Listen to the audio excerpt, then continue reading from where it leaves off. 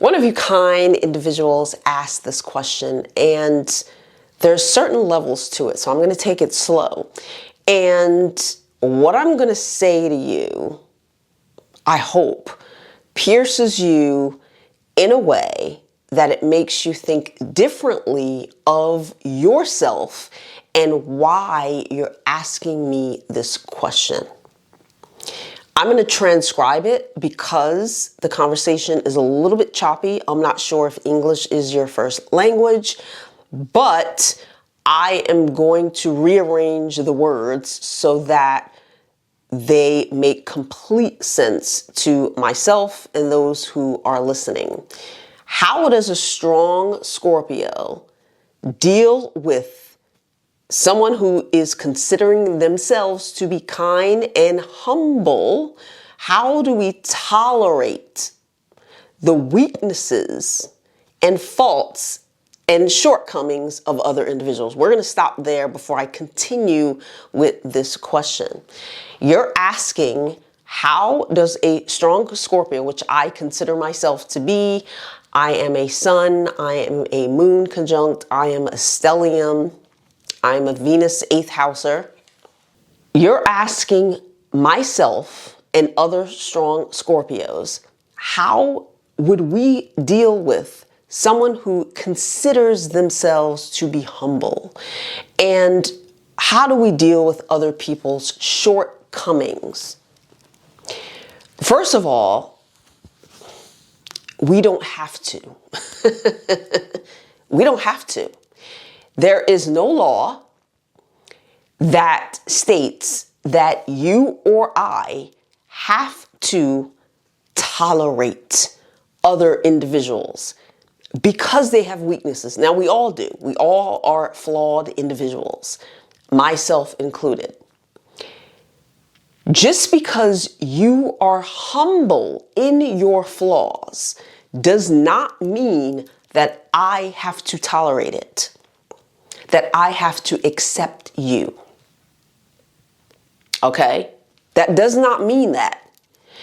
Just because you come on your knees in a fetal position and say, I am flawed, I am humble, will you still tolerate aspects of me that you don't agree with? I do not have to do that. No other Scorpio has to do that either. That's number one. Fall of 1975 butter bombs are made from natural butters and oils that soften and moisturize skin, making them a perfect choice for chapped lips and hands. Visit Fall of 1975 to choose from one of 3 decadent flavors: chocolate cake, pumpkin pie, and Scorpio season. As long as we work on ourselves, right? Could we ever reach perfection? No, because there's no such thing. There's no such thing. That is a myth. There's no such thing as perfection. And I don't strive for that.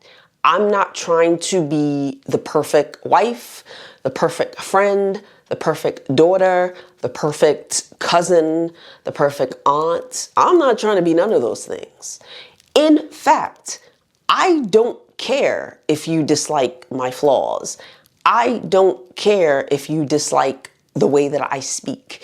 It's none of my business. I don't care if that person doesn't like my attitude. I'm not asking them to. I'm not asking you to accept me because I come humbly and say, listen, I'm not perfect. Will you still deal with me? Will you still tolerate me? Will you? No, I'm not doing any of those things.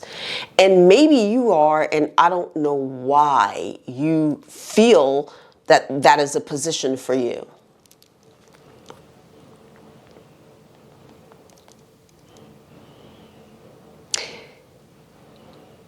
Could we reach such betterment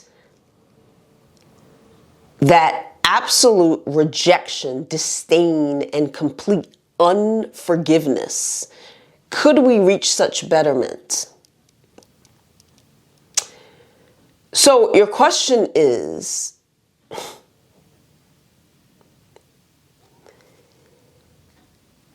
is there a place where within us all that we can overcome the disdain of someone's shortcomings? That's what I think you mean by this. And what you're saying is, I want to be myself. Striving to become truly humble is very challenging. It takes so much self-control and knowledge and acknowledgement. The strength to stop yourself from hitting back in any way. I would say that's the journey that you're on. I've never been on a journey to be perfect. And I don't feel like just because you're humble and you acknowledge your flaws that I have to accept it. I want to put this in very simple terms.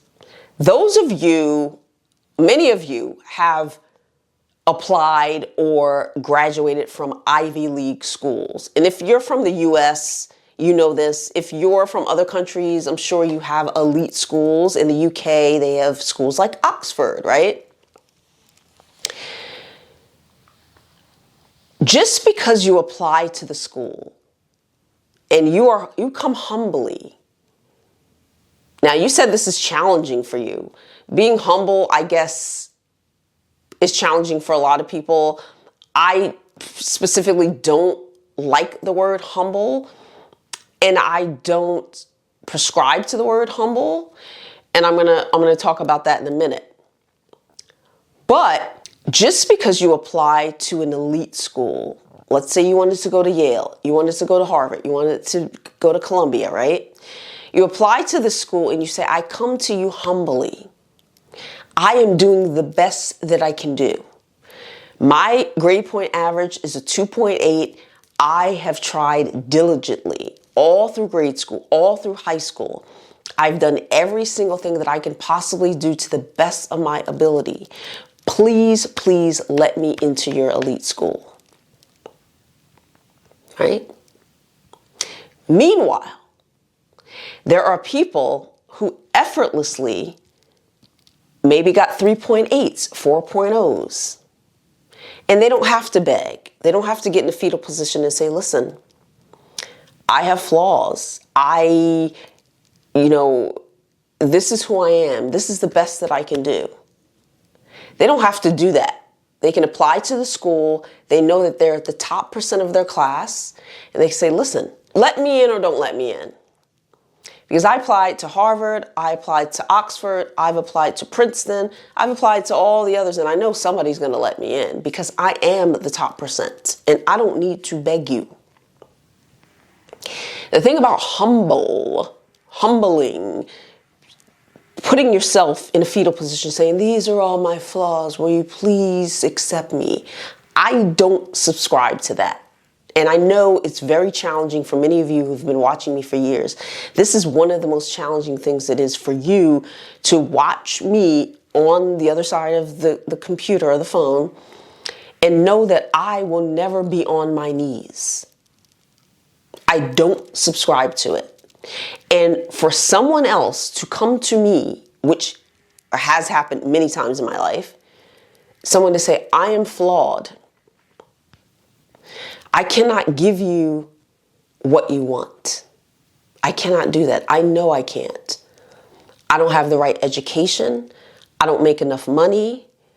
I don't think the way you do. I'm not as sensitive and attentive. I'm not all those things. I'm detached. I'm fiery. I'm wired differently. Please accept me. I do not have to do that. I do not have to do that. So if somebody, whomever it is, has flaws, and their so-called flaws is something that I don't agree with, something that I don't want to accept, something that does not benefit me, I don't have to accept you because you come humbly. Does someone have to be perfect? Absolutely not. Okay, and you guys can decide on what is good enough for you. What is good enough for your life? I did a live stream where I spoke about my book, Dating Scorpio. And I spoke about how my self-esteem was very low back in my teens and in my 20s and part of my 30s before I started my breakdown and rebuild that I speak about in Rise from the Ashes in my book. And I talked about the male boy when I was a tax librarian at one of the largest CPA companies here in New York City. I had a very good position there, and I attracted someone who made $11 an hour as the male boy, okay? I talked about that, right? I also spoke about other instances in my book where, you know, people, listen, this is what I got. This is what I have. And I know that you can't give me what I want ultimately. You can make a decision to say, yes, come on in and I'll tolerate it. Ooh, that's such an icky word, isn't it? Because that means you are going against your natural ability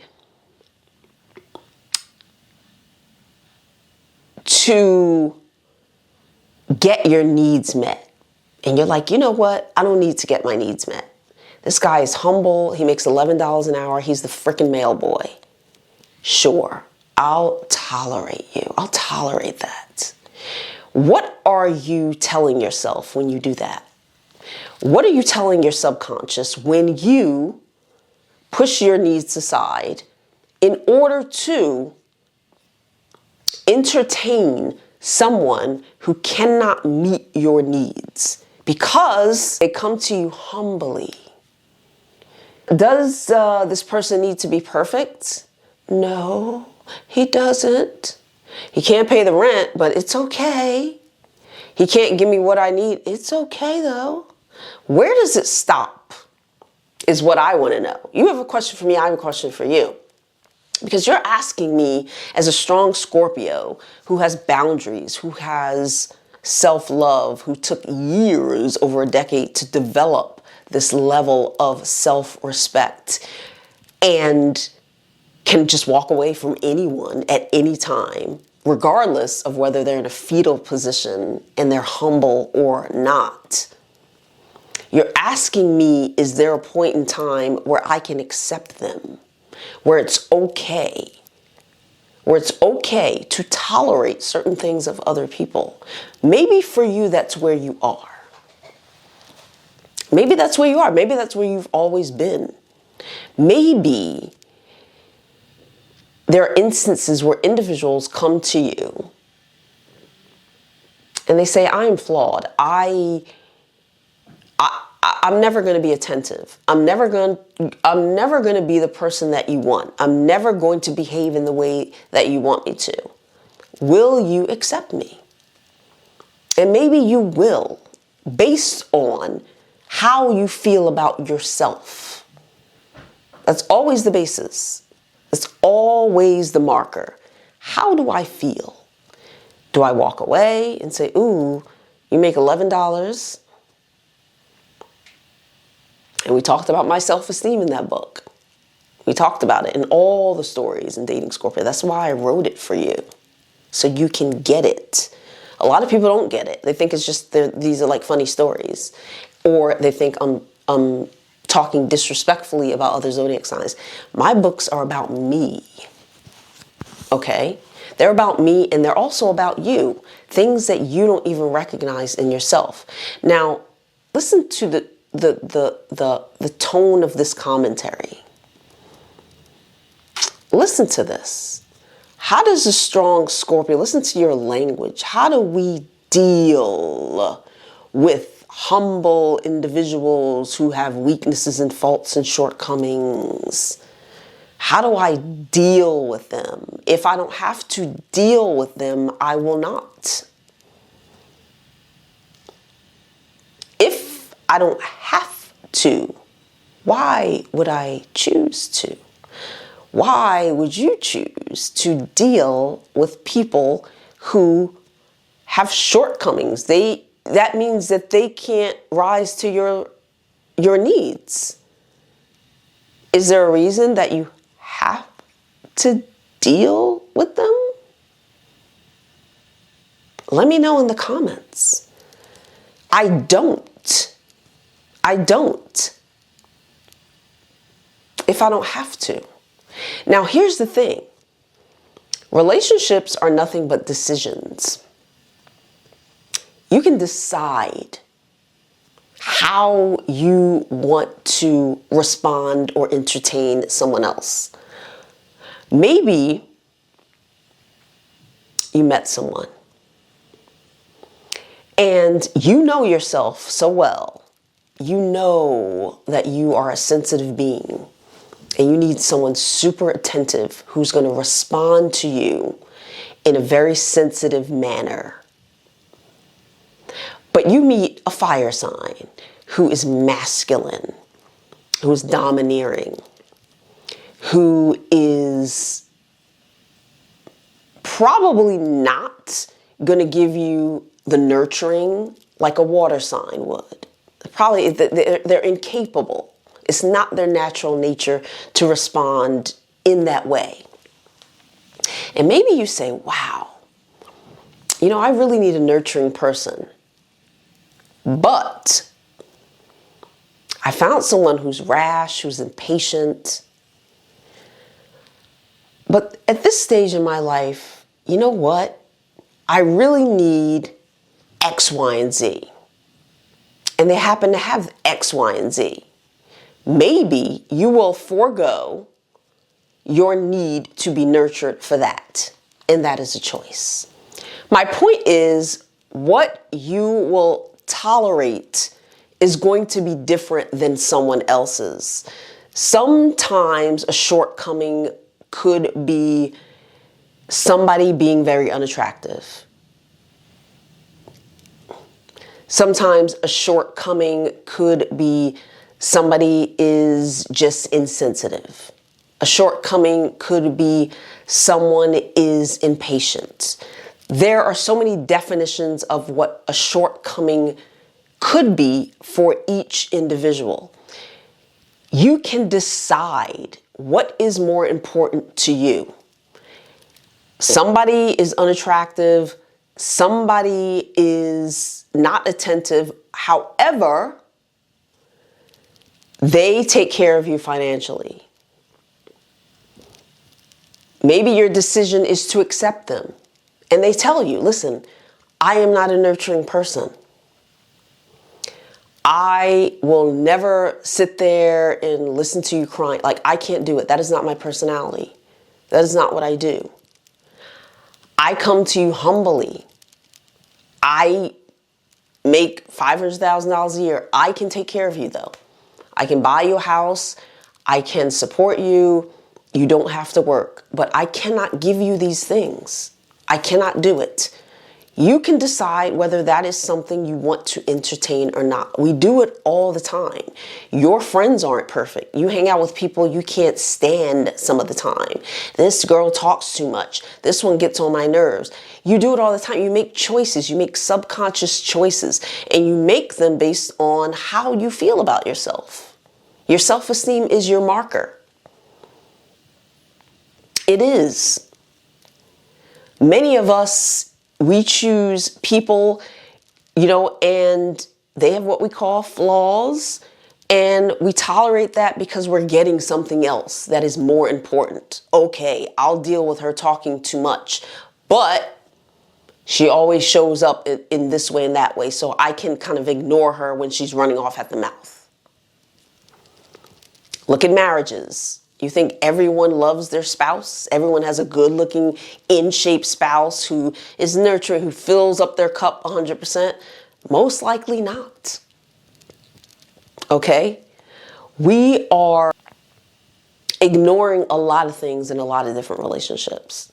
And strong Scorpios are no different. Okay? We can be in a relationship with someone. Most of people are flawed anyway. Most of the time, we are not getting all our needs met. we're getting the most important ones met, or we start cutting you off and we don't act right.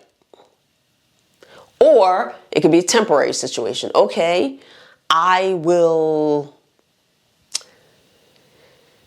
wait it out until I get what I want. These are the things I can deal with this person, but really, I'm still looking. I know what I want is over there. I know it is.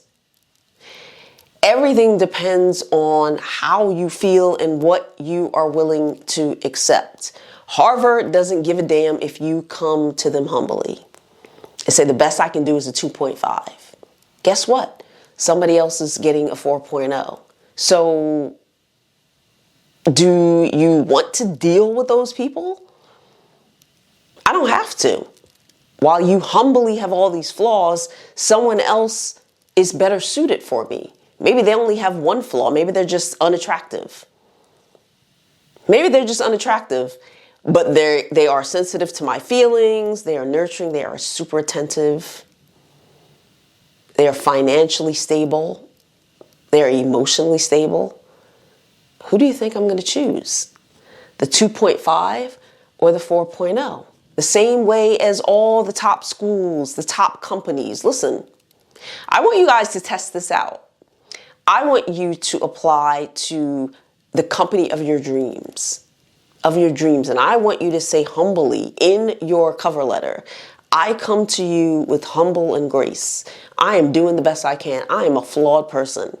I have never worked in this industry before. I don't have the experience. I don't have the background. I am uneducated. I have a GED. And I know your requirements are a PhD. I know your requirements are 10, 15 years in the field. I cannot match that. But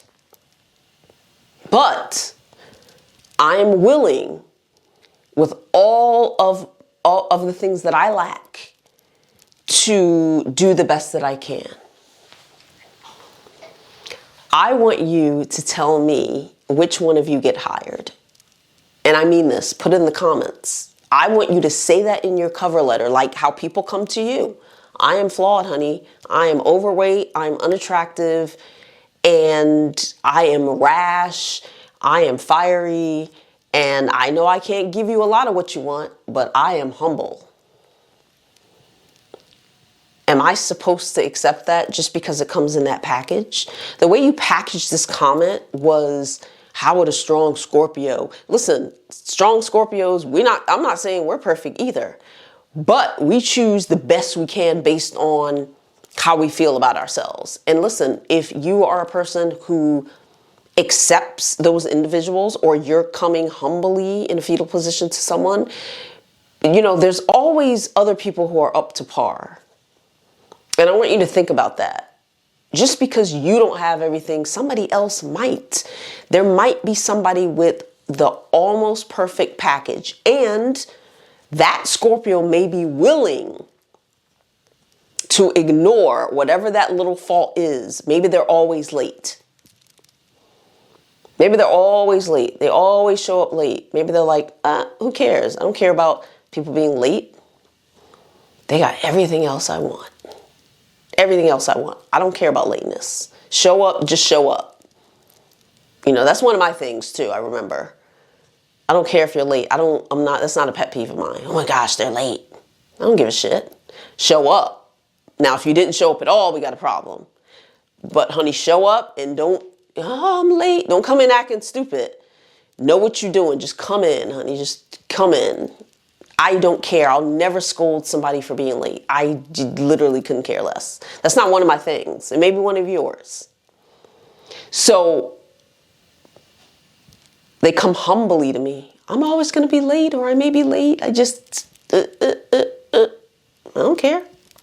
You got the 3.9, right? I hope I answered that, but I also hope that I gave you a new perspective on how my brain works. I don't care about humble. I am not a humble person. I've never in my life been in a fetal position to beg for a relationship or to say, listen, I'm a flawed person. People who want relationships with you and they're in your vicinity, they're around you, they know what doesn't match up with them. I don't need to lay everything out. Listen, this is what, no, they're going to see that anyway. They can decide for themselves, is that something long-term that I want to deal with? Can I ignore that? Like I can ignore lateness. I couldn't care less. It is not a pet peeve. It is nothing. It doesn't trigger me at all. Maybe it triggers you though. Maybe that's just higher on your list. Like, oh, I can't take it. I know I can't take it. So if they come like this in a little package, right, with the little angel wings, you don't give a shit. You're like, no, absolutely not, right?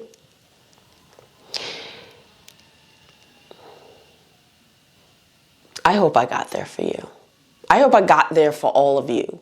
Many of you ask these questions coming from a premise of a Scorpio left you and they don't want to be with you. And now you're like, please, what would a strong Scorpio do if I just got on my hands and knees and I said, listen, this, like, would you accept me? Would you know, we're not all perfect, right? Us Ivy Leaguers, we're not all perfect either, but we got into the schools because somebody else was a 2.8 or 2.5.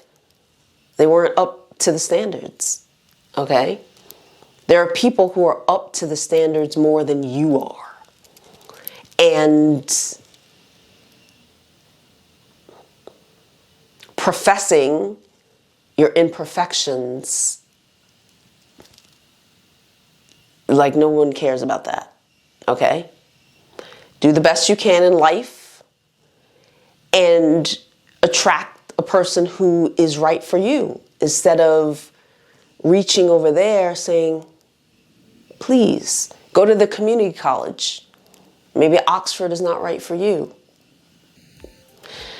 Thank you guys for always supporting my channel. Visit ScorpioSunScorpioMoon.com to get a chart reading. I have tarot readings. I have karmic past life readings as well.